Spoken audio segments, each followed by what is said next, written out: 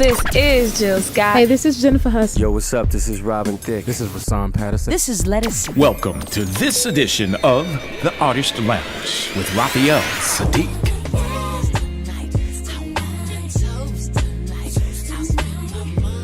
My father was very close to me, very supportive of me not being in trouble at any time. I had a great childhood, a lot of love from all parents in my neighborhood and from church. I think the first song I wrote was a song called Share Your Love With Me. It was a really pretty song, but I guess I wrote songs before that also that didn't make any sense, but I used to walk up to my sister and ask her how did they sound, and she used to lie to me and tell me that they sounded good, and I think that's what kept me going. Of course, with the Tonys, I had a great time. You know, we had a lot of laughs, a lot of funny laughs, a lot of jokes, a lot of great memories. It was actually Janet's tour. When you headlining a tour, there's not really many lights for the opening act. I mean, I guess that was our first big tour as Tony with Janet. I don't think she was doing anything intentionally. Just that's the way that you have so many different people around you. But the joke was we used to tell people on radio, if you coming to see us, bring your flashlights. My first tour, I was about maybe like 18 and 19, something like that. But it was a great tour because we actually opened up for Prince on the Parade tour, and then we also had the opportunity to play with Prince a lot.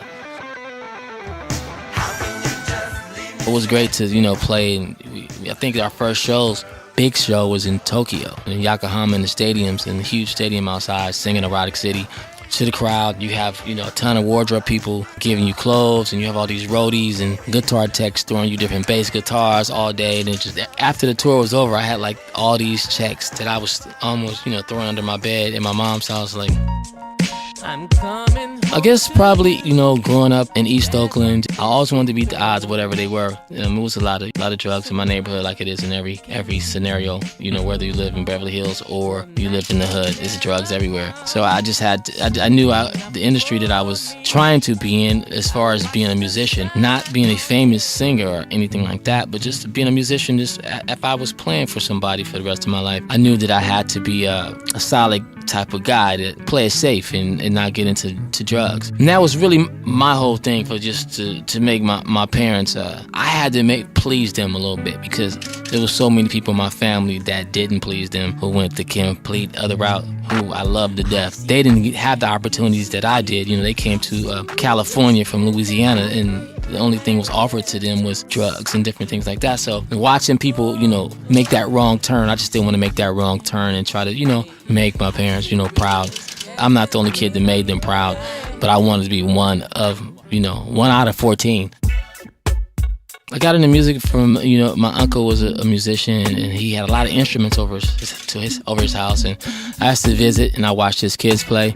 They had a singing group, so I used to sing too a little bit in the group, but just in the background, and I didn't want to sing, so I actually started playing instruments so I could move to the back and play with the other guys. Well, my mom was pretty, she was definitely a Baptist lady, and my dad was sort of a Baptist guy, but none of them were really like strict church people. My friend's parents was like, the Koji people that was really strict about playing devil music, and not my mom. My mom knew exactly I would be in the room banging, Ohio players, My house was pretty much open. I could, just blast Earth, Wind & Fire through the house all day, and funk records. It wasn't a big deal. So I was pretty good as far as that was concerned. I was more worried about playing that type of music more than my parents were. I played piano. I played good enough to write on piano and play it. In school, I played trombone. I was like first trombone player in jazz band. Those are basically my instruments, and drums. I play drums and bass. My first two instruments were like bass and drums. And then in school, I started playing trombone.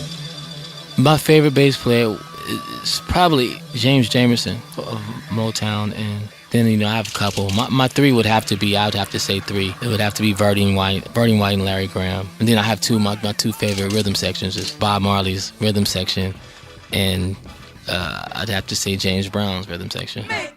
I think the funnest times are right now. This record I'm doing now, the way I see it, it's been the most pleasurable time for me, because I've sort of came into myself after being in the Tonys and Lucy Pearl, and then doing Instant Vintage, and then Ray Ray, and now the way I see it, it is really is a huge reflection on who I really am and what I like to do, and people can tell that I really enjoy what I'm doing now. And I've been all over the world since this September, like all over the world, 2 or 3 times, and playing in Helsinki and Cognac, France, and so many places, Norway, and to come back to America and then be at WHUR and listen to people in DC sing Love That Girl. It just showed me that it's about the future, and everything that the past holds, you still hold that together too, but you can keep progressing, and that's, to me, has been some of the funnest and some of the greatest times of my life at this point.